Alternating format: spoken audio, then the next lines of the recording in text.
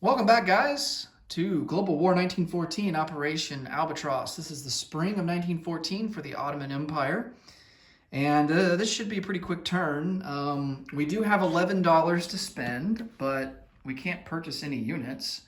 I don't think I'm going to do any diplomacy. I'm just going to save my money and then spend it next turn. So, or maybe, I don't know, just keep saving it until we enter the war and then just kind of load up on guys then.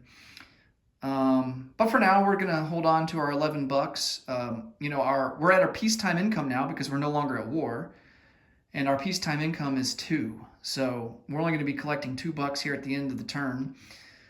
So all we have to do is technology, and we only get one roll, and we're gonna go for improve logistics and see if we can get to stage 2.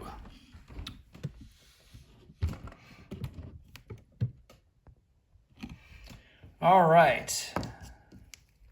Need a 7 or higher. And we hit with a 10. All right.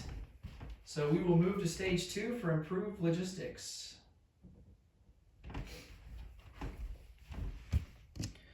Okay. One rule that I want to go over that I've been meaning to but haven't gotten around to it yet, and that's concerning the defense in depth technology.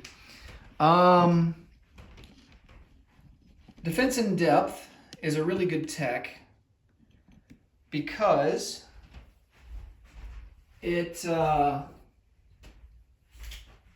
decreases the number of infantry that you need in a territory to form a trench line. Trench lines are a very important aspect of this game. Now, starting out on the board here, we only have one country that starts out with a trench line, and that is Germany here in Western Germany. They have 6 infantry. And so by default, you need 6 infantry to form a trench line. And that boosts your defense by 2. So an infantry normally defends at a 4. But when you have a trench line formed, so when you have 6 or more infantry in a territory, every infantry's defense gets boosted to a 6.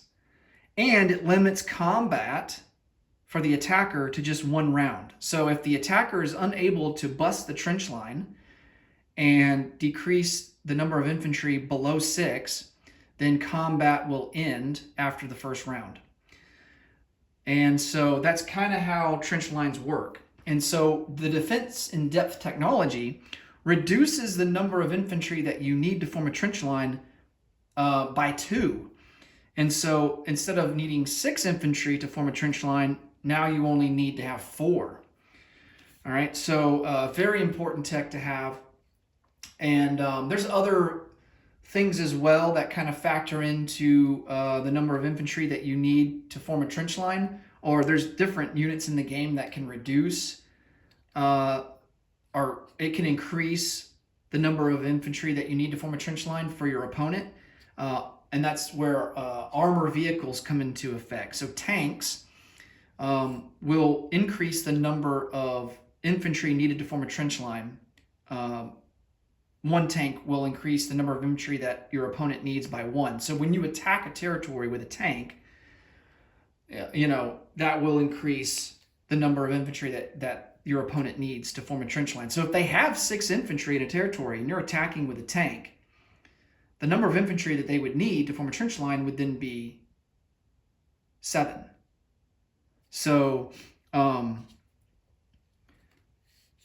so tanks do serve a function and purpose, later on in the game. And France, Britain, and Germany are required to develop armored vehicle technology. They can either pay for it or they can, research it separately without having to pay money for it. But there's going to come a point in time in the game where those 3 countries are going to be forced to either pay for armor technology if they don't have it or research it. So, and you'll see how that plays out, as we go through the game. But yeah, trench lines, very important aspect of this game. And as we put more pieces on the board and units build up, you'll see more and more trench lines start to form throughout the game as the war goes on. Okay, so that will do it for the Ottomans. We have 11 bucks in the bank, and we will collect only 2, so that will give us 13 for next turn. That will do it for the Ottomans. Next up will be Russia. Thanks so much for watching. Until next time, take it easy. Bye for now.